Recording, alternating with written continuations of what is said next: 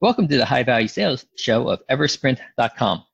I'm Malcolm Louie, the managing member of Eversprint, and today we're speaking with Jamie Woods, the CEO of JCW, a provider of recruitment services to firms in key industry hubs across the globe. Welcome to the show, Jamie. Hello, Malcolm. How are you? I'm doing well. And how are things for you? You're in the UK right now, right? Yeah, and it's a rare sunny day here in the UK, so yeah, I'm doing fine. Nice. You got to enjoy those days. Yeah, it don't happen often. Yep. Jamie, you grew your company's revenue from around 15 million in 2016 to around 30 million in 2018, a 100% increase. Before we talk about how you grew your company so fast, can you briefly share what your company does beyond my quick intro and how your company differs from the competition? So we're a recruitment company, organizations of all sorts of different shapes and sizes across a variety of different sectors that are struggling to hire people for one reason or another, will come to us. We will go out to the market, go out to our own network of people that we know across these various specialist sectors. We will speak to them on behalf of our clients. We will make the introduction, and where those introductions are successful and it leads to our clients hiring the people that we introduce, we'll charge a fee. I guess how we differentiate ourselves, we differentiate ourselves across a number of different ways, but I think the key thing about JCW that is slightly different is we are very specialist in the different areas that we work with. So all the different consultants that work for us as an organization have a fairly narrow area of expertise, a fairly narrow coverage of markets. So if you're sitting there and if you're a small IT startup client, for example, and you're looking to hire someone who is maybe an expert in AI or machine learning, the consultant you'll be speaking to is someone who just does AI and machine learning introductions day in, day out, so they'll know their market back to front. There are a few other elements of our model that differentiate us from others, but I think the main way is that specialist model rather than the more generalist recruitment model, which you typically tend to find in the US. Right. What industries or specialties do you specialize in? So we have a multi-brand model. So we've got 4 separate brands across the business. We have the core brand of JCW, which focuses on the financial services sector. We have Catalyst Life Sciences, which, as the title suggests, works for life sciences and healthcare organizations. We have Cybernetic Search, which is more into the specialist technology market. And then we have a brand called Outscout, which again works mainly with the technology sector, but instead of providing technologists, they place sales people, marketers, and also product professionals. In the so a range of different industries. That's right. Primarily. Okay, great. So what's the thinking about having totally different brand names as opposed to doing everything under JCW? Yeah, it's not completely unique in our sector. So there are a few other firms out there that have done it and done it very well.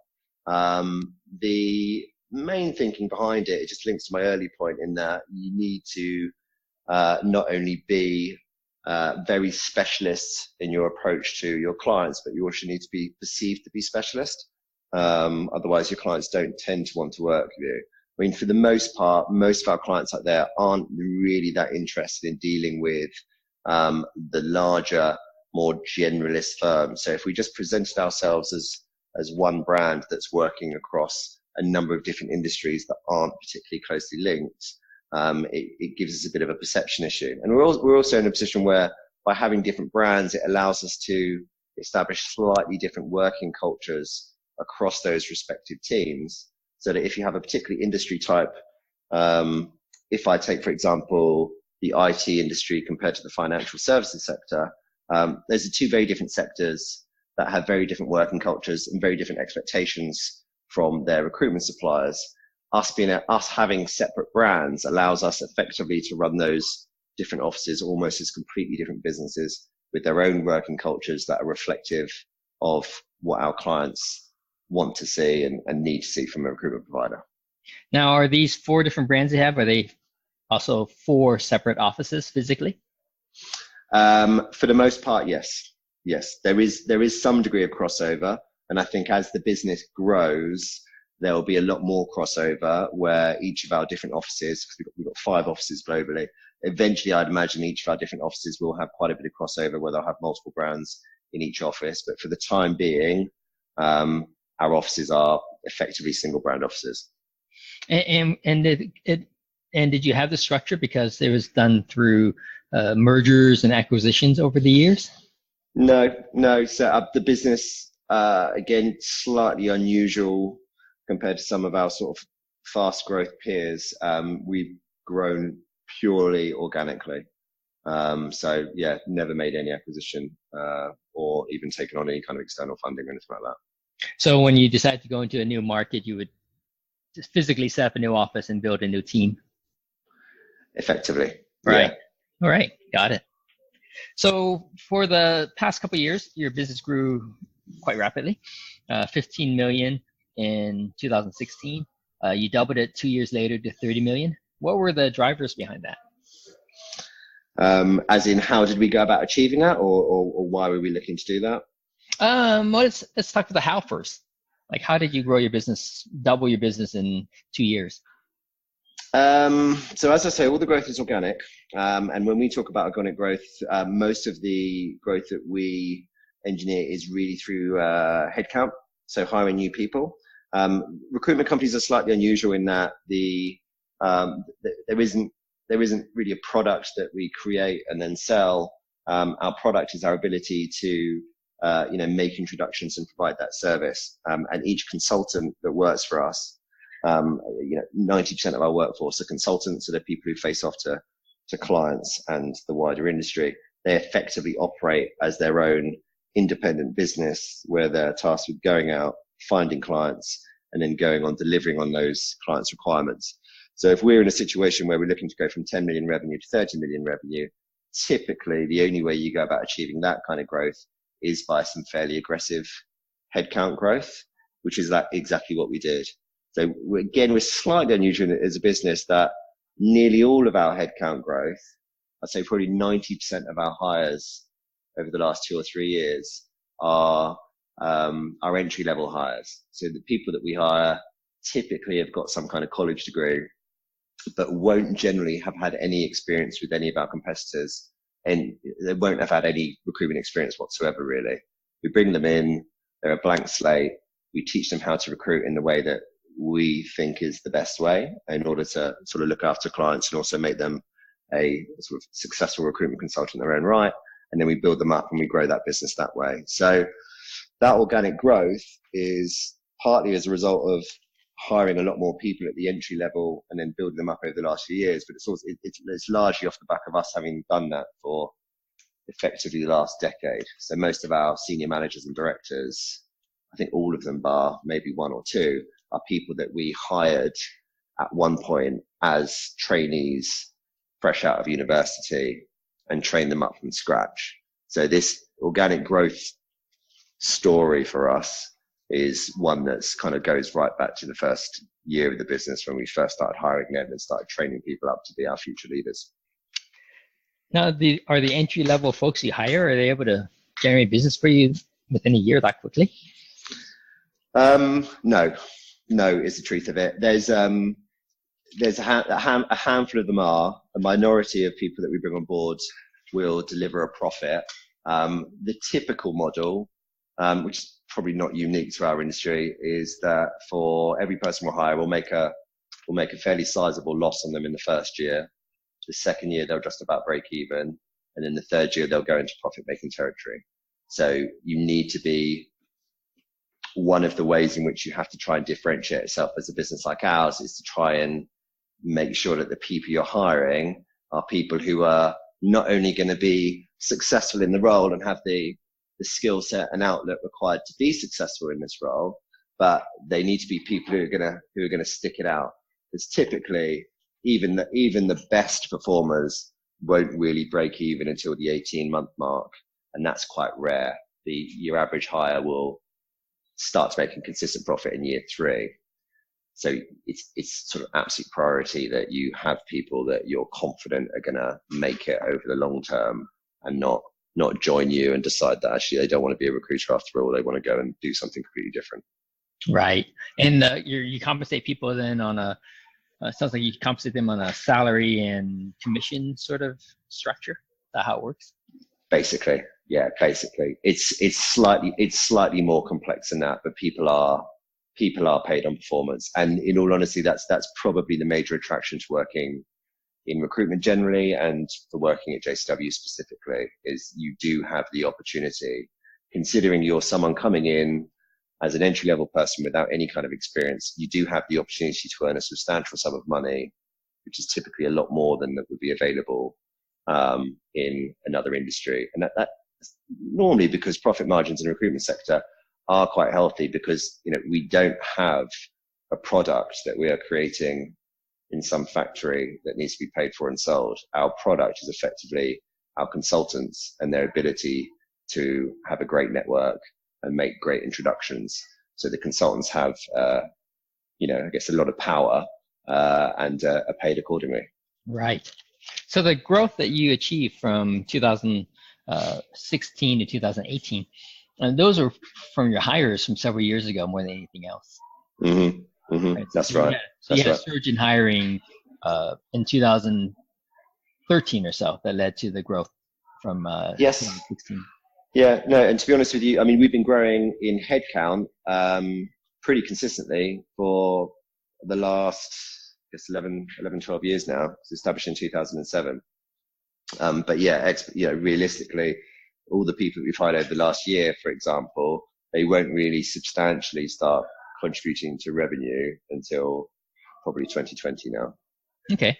So would you say that if you hired say 10 consultants right out of college, how many of those will be in the profitable camp 3 years later, and how many will have left the business? Yeah, that's a good question. So, and that's one of the most important questions that we ask ourselves, and one of the most important things that we try and maximize. So the unofficial statistic that people throw around in our industry as a whole is that only 20% of people will be left. This is industry wide. Only 20% of people will be left on that third year, and the other 80% would have left the industry completely and gone and done something else. Our statistic, we don't specifically track the percentages there for 3 years, but anecdotally, we would say about half of our people are still here on that third year. Don't have the exact stat, but I'm pretty sure it works about that. We track more around the sort of 18-month mark. Okay. But yeah, about half of them typically.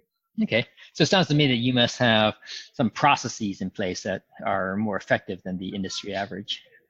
Yeah, I'd like to think so. So we work very hard to make sure that the people that we're hiring are not only told about all the great things about the job and the industry in our company, but they're told about all the challenging things as well. Like, they're told about how hard it's going to be for the first 18 months, how hard they're going to work, how much pressure they're likely to be putting themselves under, all the different sort of stresses and strains of the role. We don't just sit there and talk about how great it's all going to be and how successful they're going to be and all the rest of it, which some of our competitors do. So I think we manage expectations very clearly because we want people to be completely aware of what they're getting themselves into, not just the good bits, but the bad bits as well. But I'd say more importantly than that, once they are in the company and doing the job, we work incredibly hard to make sure that our culture is the type of working culture that really keeps people in, because there's a couple of battles we're fighting when it comes to staff retention. One of the battles we're fighting is, the trainees that we hire, you want them to stick in the job long enough to be successful so that actually we get return on all the money that we're investing in them.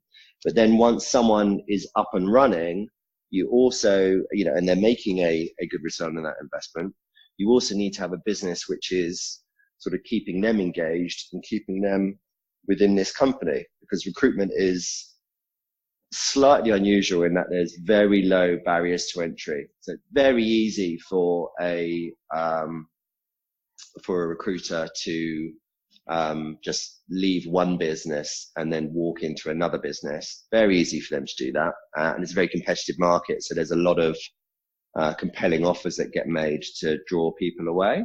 And you'll even get a small proportion of people that would be tempted to do what I did and lead to start their own business. So you need to have a culture that's not only going to maximize the number of good people that you hire at entry level, but you want to keep them after that point as well. You want to keep them once they're up and running and they're at senior level. You need to work even harder to keep them. And I think that's where we perform a lot better than some of our competitors. And we've won a few different awards for what the working environment is like here and the strength of our culture. And it's like, if I look at my job as CEO, making sure that culture is in place and is fairly consistent across the different offices that we've got, and that wherever you are in our business, you're waking up in the morning and you're actually looking forward to coming into the office, for working with the people that you're working with, and then doing the type of work that we're doing. That takes up a lot of my time and it's one of my top priorities. So the recap, sounds like the drivers that you share with me: one, you consistently grew your headcount. Two, you have the processes and the systems in place that help the people you hire to be successful within the first 18 months and 3 years. And the third one is that you also have a culture as well as systems and processes to keep the people as they develop and mature and become really good at their jobs. Does that wrap it up? Yeah, I think that's a great summary. Okay, great. Now, in terms of growing your headcount and recruiting people, how do you go about doing that? Are you doing the typical college recruiting, or are you doing more of a online recruiting process and you have job postings and the various job boards? What's your process for hiring? We pretty much all of that, to be honest. So we have, I mentioned earlier that the job can be very difficult when people come in at entry level, and we need to prepare them accordingly. And with that in mind, it's actually quite difficult for us to find the right people. And I think a lot of people assume if you're a recruitment company, it must mean that you must be really good at recruiting for people to come and work for you. But it often represents a sort of fairly substantial challenge in and of itself. So we've got sort of a multi-channel approach. We attract candidates to us in a number of different sort of fairly proactive ways, and we also go after them and try and track them down at college and universities and all the rest of it. But we're not, we're pretty open-minded when it comes to the people that we hire here. In all honesty, academic excellence is not necessarily the key indicator as to whether or not someone is going to be successful in this type of role. It's a very commercial role, very relationship driven. People are rewarded largely off the back of how good they are at building relationships and having a certain degree of commercial intuition rather than their ability to solve complex problems. So as a result, we hire a real broad spectrum of people. We're not just getting people out of colleges, but we're also getting people maybe who are, what we call in the UK school leavers. So people who have left education before going to college, or even people who are moving into second careers. So people who are slightly older, have maybe spent a number of years in a given career and then are looking to move into recruitment.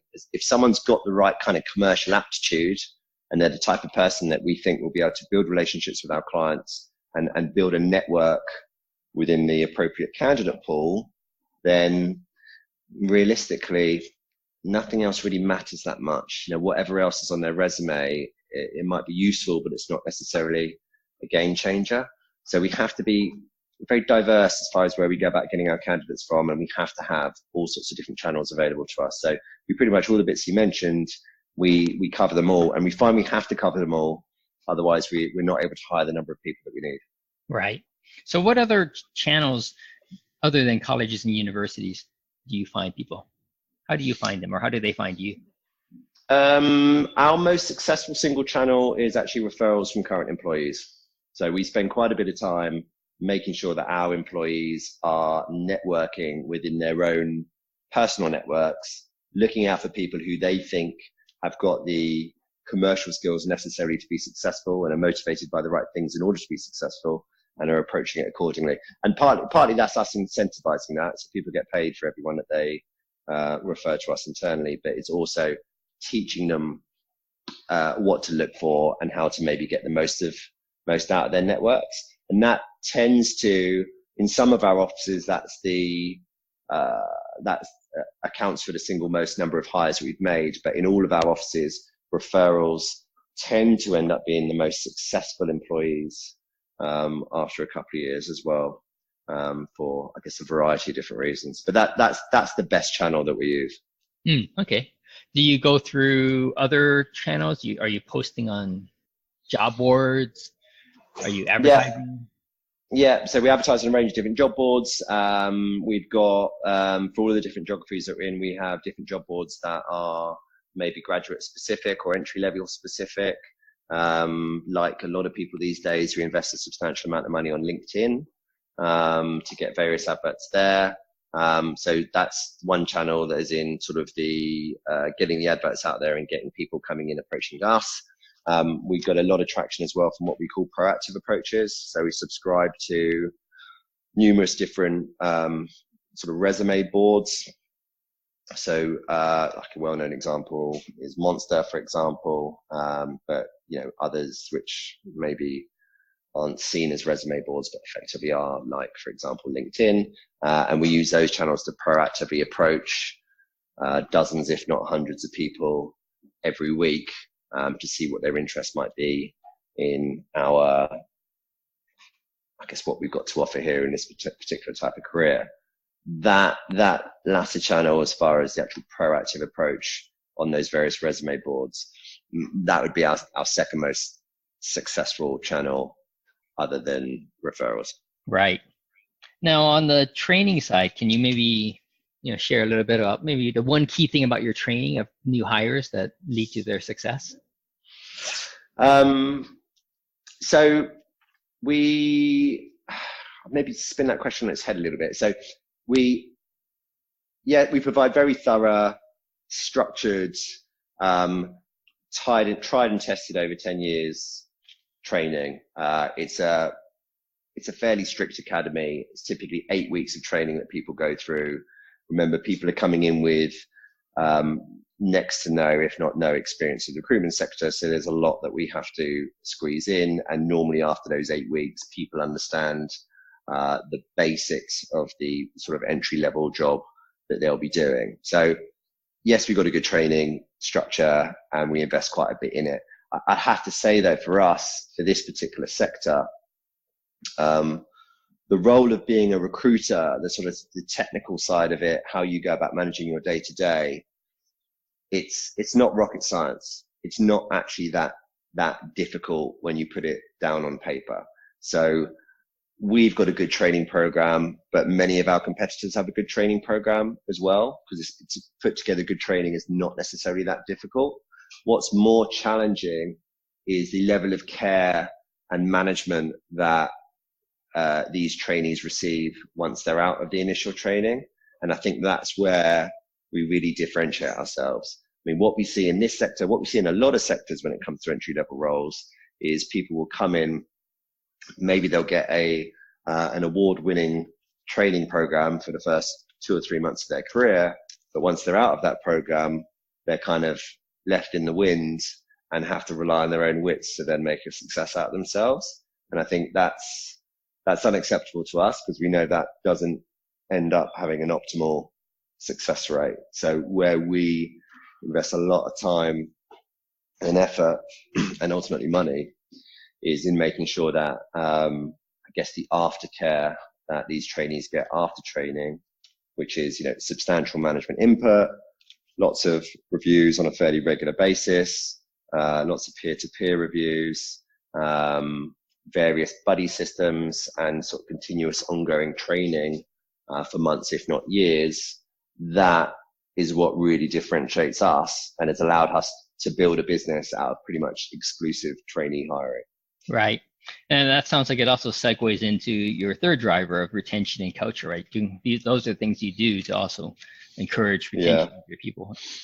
Yeah, no, indeed. Like, you need, in my experience, a key element of retention is you got to ensure that people feel like they're growing. Year on year, they need to be able to look back and think, actually, I'm in a much better place than than where I was a year ago, and be confident that that momentum is going to be maintained throughout their career here. And I think as soon as someone gets there and they start to think that they're on a bit of a plateau, then that generally doesn't bode well for their future within a given business.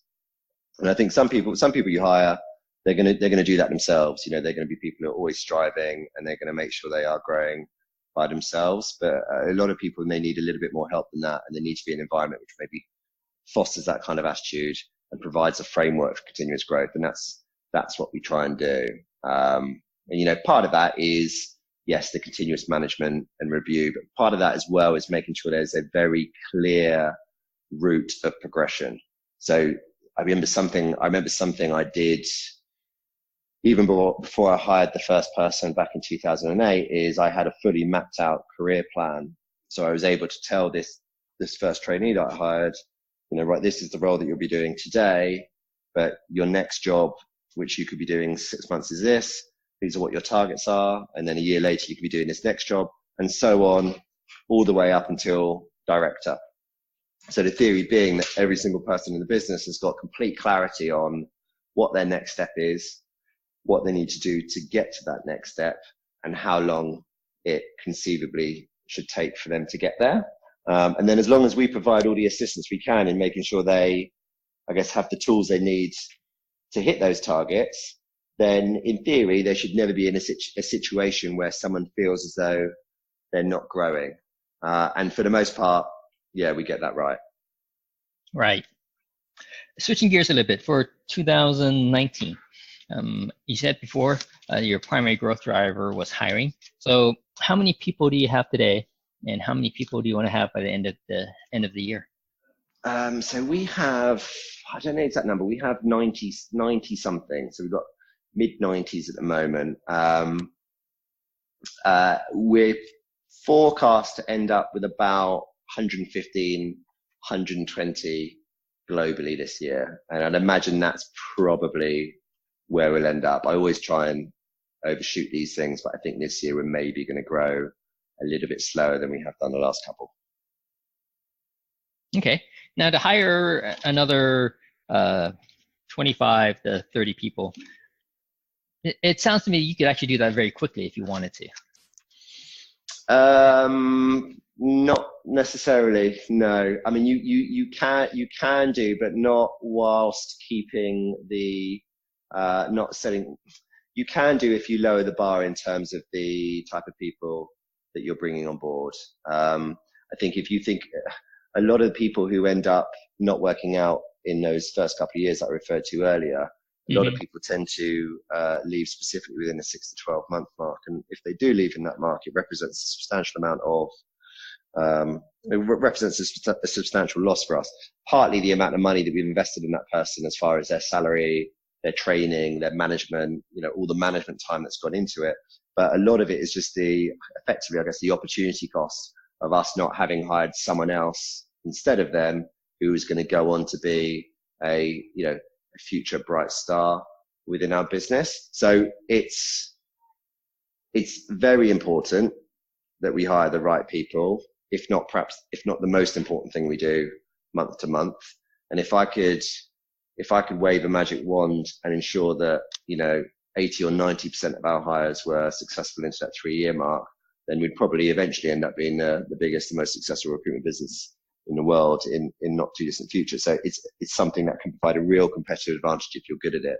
So as a result, we've got the processes in place as far as how we go about assessing who's right and who's not right. And it really translates into us being very fussy.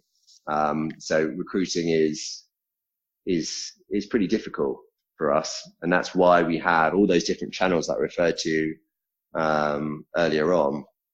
It's because we just need a very large number of candidates sort of coming into the funnel, for want of a better phrase, because there are only a few of them at the bottom end who will actually decide to hire.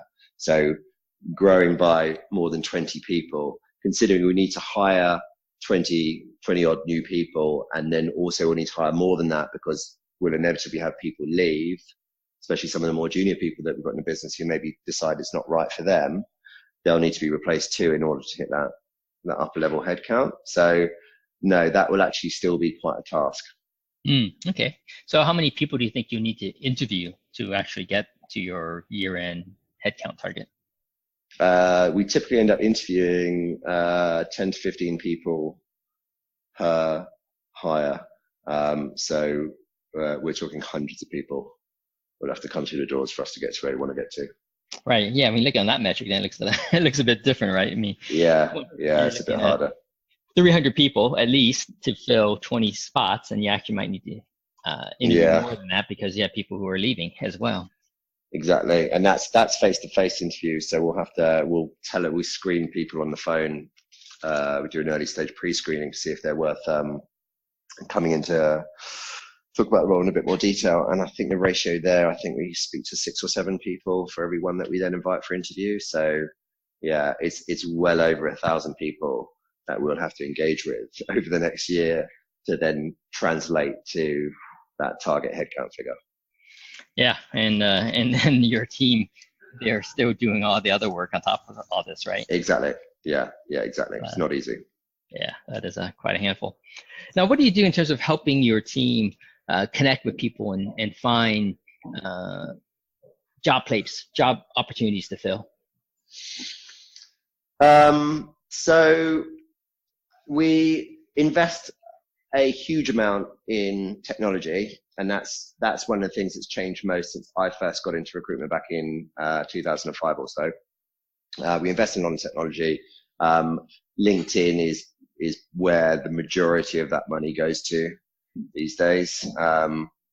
LinkedIn's a very important network for most of our markets. A lot of people are on there, albeit not everyone. So technology is really helpful, and there's a few other products that come up that are a bit more specialist for the recruitment industry that work very well for us.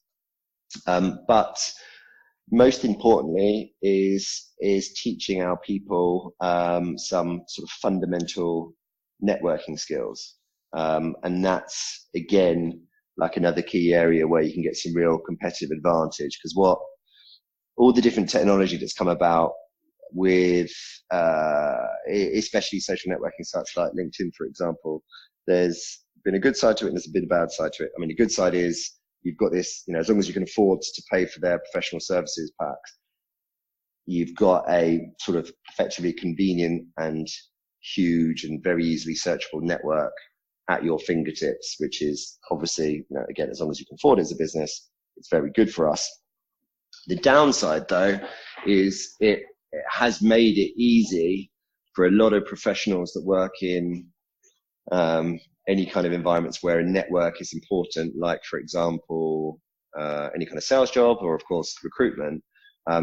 It allows them to maybe be a lot lazier than they once were when it comes to sort of old-fashioned networking and rapport building and all the rest of it. So one of the ways in which we differentiate ourselves is by making sure all of our people are very strong networkers in their own right and would be able to be would have, I guess, no problems at all if, for whatever reason, they weren't able to use one of these sort of fancy new social networking sites that we now have access to. So it's basic things like making sure, when they are speaking to someone, that they actually are leveraging what that person's network is and getting to know the various people they know and giving the information they maybe have when it comes to, I guess, giving them the information we have as well, not just relying on the technology that we've got available. Right. Have you ever, or are you looking to do some of the classical forms of marketing, generating interest with prospective clients and maybe keeping in touch with them over time, showing them best practices for hiring, for career development, for strategy, whatever they might be interested in, so that when they do have a need for hiring a outside recruitment firm, they would think of you first?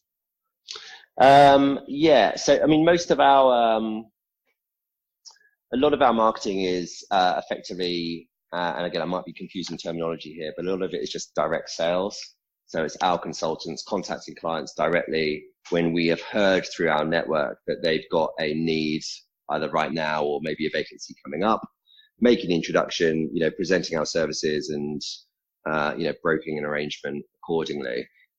Our wider marketing, in terms of the wider piece of how we present ourselves to the world, in all honesty, is one of the things that we haven't done so well over the history of the business. For one reason or another, I think we underinvested in marketing for quite a while, which is something we're now looking to remedy. And we've hired a head of marketing for the first time about a year ago, who's charged with substantially upgrading our online presence and all the other different forms of marketing that are out there. So I think our marketing, to be honest, has been historically quite limited, but we've got lots of plans for the future on that regard.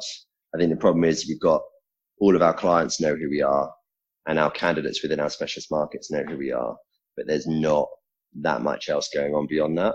So people that we're not already in touch with don't necessarily have a background understanding of who we are. So people calling us up out of the blue to use us, for example, probably doesn't happen as much as it would do if we'd invested more heavily in marketing from an earlier stage.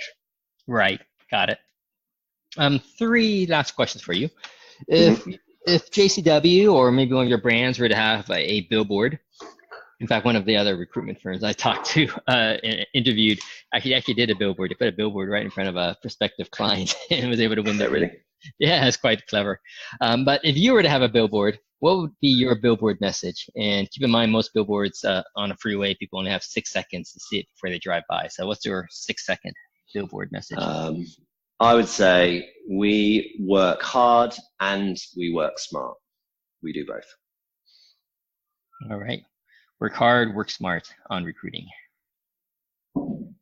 Yeah, okay, got it. And who are your ideal clients? I know you have 4 different brands, so feel free if you want to go into the ideal clients for each of the brands. And what's the best way for them to reach your team? Yeah, I'll keep it brief. So pretty much any firm of any size, if you're looking to hire across sales and marketing, risk, audit, governance, finance, tax, change, or IT, then we are in a position to help you, whether you're looking to hire people on a permanent basis or even just people on a short-term contract basis, mid-level or senior. We can do pretty much all across those different disciplines. Best way to contact us, probably via the website, www.jcwresourcing.com. My contact details are on there, as are all of our consultants, each of which with their specialist fields, which are easily labeled. Drop us a line and we'll get back in touch with you immediately. Jamie, it's been awesome having you on my show today. I really enjoyed hearing how you grew your company so fast. No, it's great talking to you. Appreciate your time. We've been speaking with Jamie Woods, the CEO of JCW, about his company's rapid growth. For interviews with other fast-growing, high-value sales companies, or to learn how we can accelerate your firm's high-value sales through automation, visit eversprint.com.